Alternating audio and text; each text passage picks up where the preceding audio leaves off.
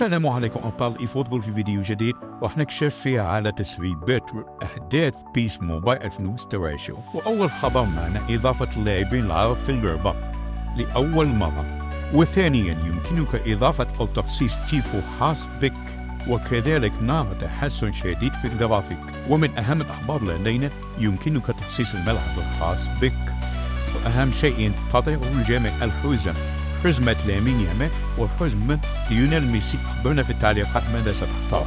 وأما مع خبر آخر فقد تم إضافة جوزيه مورينيو نسخة 2010 كمدرب، وتم إضافة باكج جديد فيه صامويل إيتو وشنايدر نسخة إنتر ميلان. وأيضا تم إضافة زر إلغاء التسديد أو التمرير، وهذه الإضافة ستحسن من جودة وسلاسة اللعب. وكما تظهر في الصورة هذه هي حملة هدايا تسجيل الدخول الجديدة، حيث سنحصل على روبن أموريم مدرب مانشستر يونايتد مجانا.